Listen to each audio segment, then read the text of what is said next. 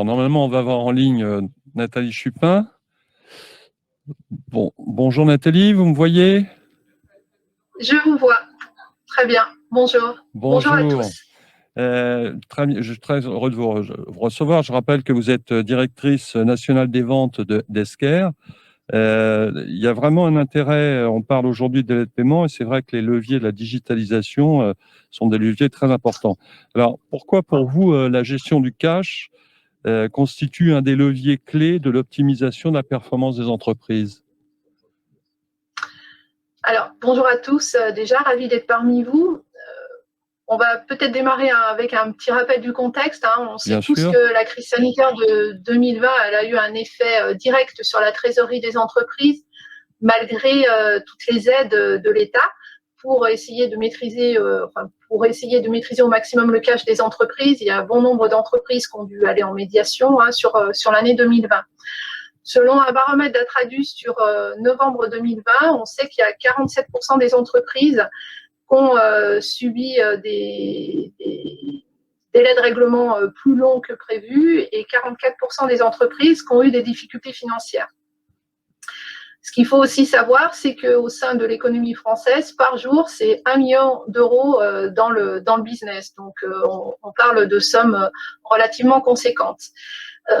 Et en plus, ces entreprises qui ont subi des problèmes de délai de règlement, 2/3 d'entre elles estiment que c'était intentionnel.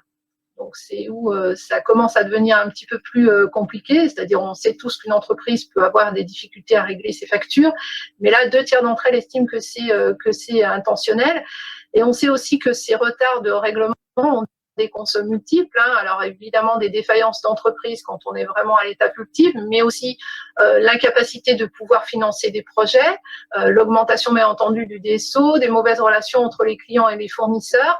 Donc ça, c'est relativement pénalisant pour l'activité d'une entreprise au jour le jour.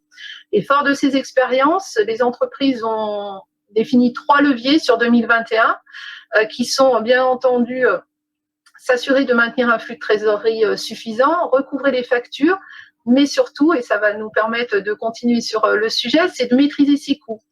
Et on sait aussi qu'il y a 50% des entreprises qui ont défini un projet sur 2021 qui, pour elles, le projet primordial sera de maîtriser les engagements, c'est-à-dire de digitaliser les processus liés à la demande et la commande d'achat pour justement maîtriser ses coûts et pouvoir régler aussi dans les temps ses fournisseurs, puisque tout aura été réglé avant la réception de la facture.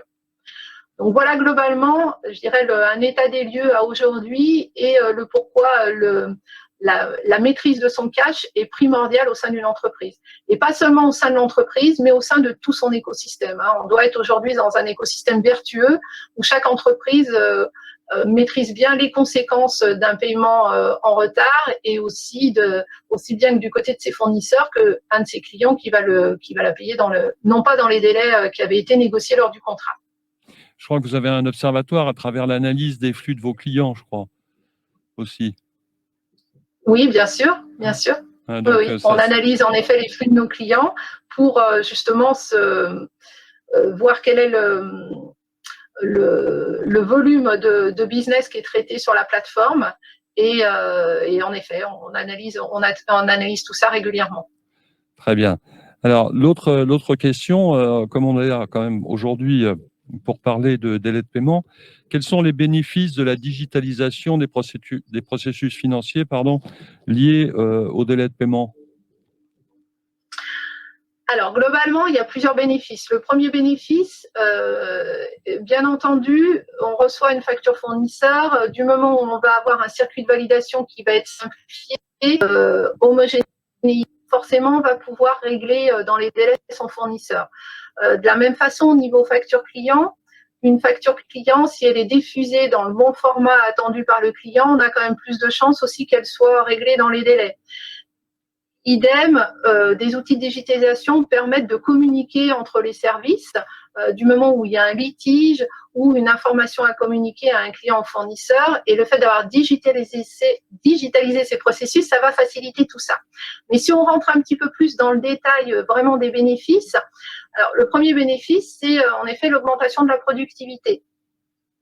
On va avoir en effet des gains réels en termes de qualité de travail avec les collaborateurs, suppression des tâches à faible valeur ajoutée, mais du fait qu'on va gagner en productivité, on va pouvoir traiter beaucoup plus rapidement les documents en question, que ce soit une commande, une facture.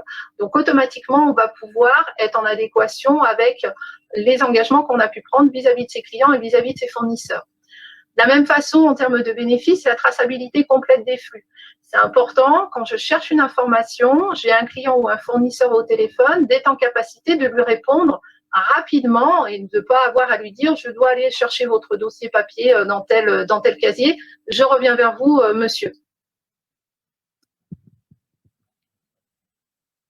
Donc, ça, l'organisation des processus aussi, très important parce que quelle que soit la personne avec laquelle je vais traiter au sein de l'entreprise qui a digitalisé ses processus, mon traitement sera toujours le même. Tout le monde va avoir la même façon de travailler et donc on va être beaucoup plus efficace et avoir bien entendu une meilleure relation avec les clients comme avec aussi diminution des taux de litige parce qu'on va pouvoir mettre tout au long du processus différents contrôles.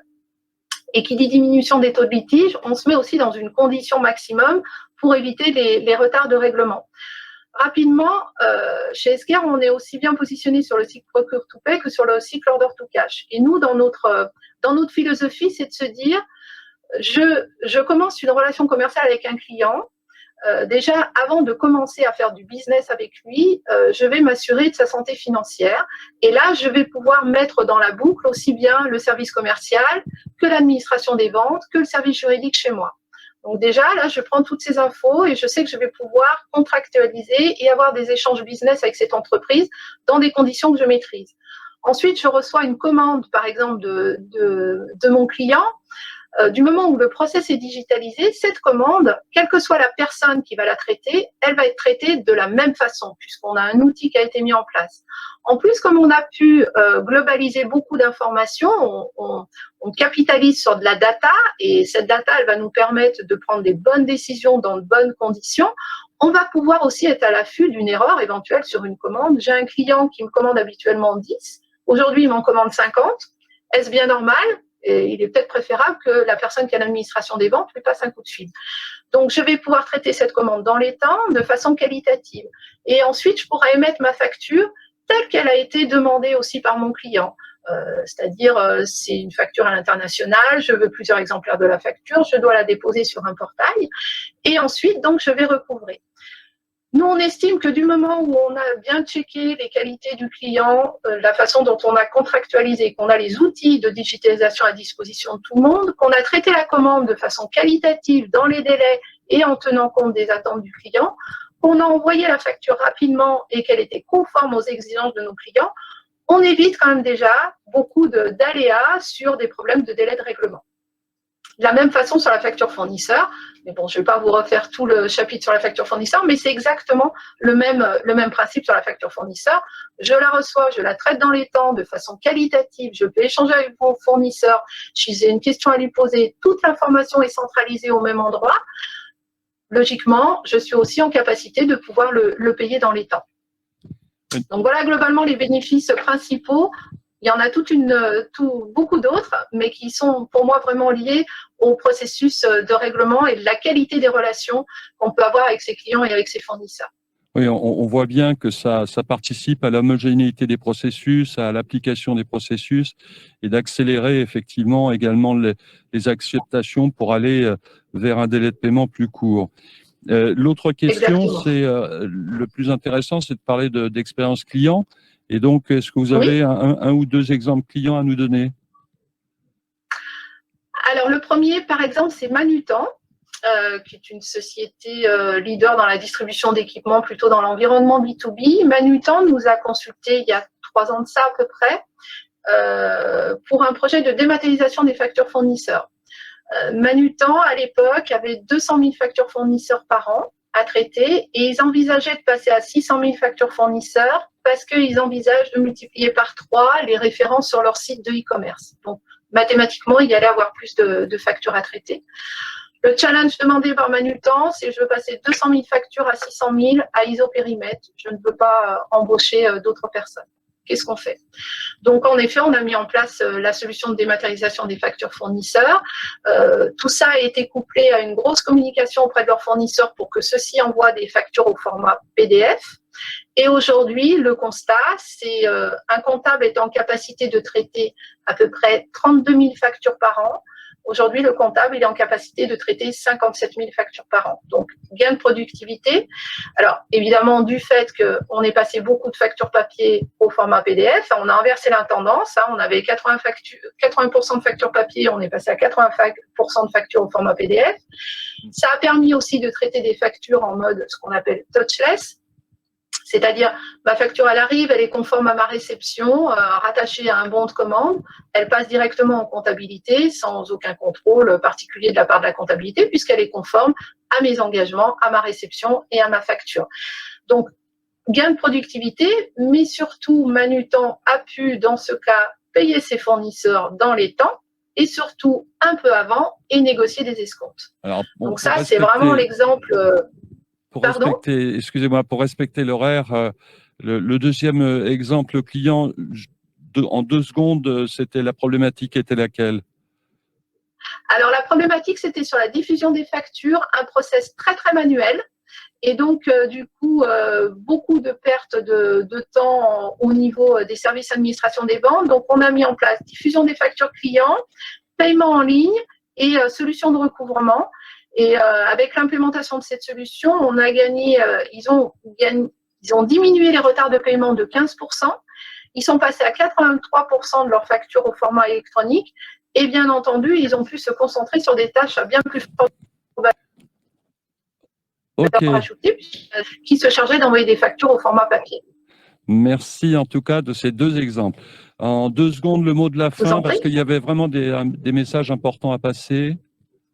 Alors, le mot de la fin, je dirais, en effet, la crise sanitaire, elle a vraiment accéléré les projets de digitalisation au sein des entreprises. C'était le cas l'an passé et on le voit vraiment encore cette année. Il faut avancer. La digitalisation, bien entendu, c'est un levier pour mieux maîtriser son cash. Et ça va être aussi une très, très forte opportunité et une obligation, puisque à compter du 1er janvier 2023, les entreprises vont être obligées d'accepter les factures au format PDF. Ça, c'est pour toutes les entreprises. Et les entreprises vont être tenues d'émettre leurs factures au format PDF selon un calendrier pendant 3 ans, en fonction de la taille de l'entreprise, comme on l'a eu un peu avec la plateforme des administrations publiques Chorus il y a quelques années. Donc 2023, ça va être l'année des factures au format PDF en entrée ou en sortie. Et donc, ça va être partie prenante des projets de digitalisation dans leur intégralité. Merci Nathalie Chupin. Je rappelle que vous êtes directrice nationale des ventes d'Esquerre. Merci. Merci, très bonne journée à tous.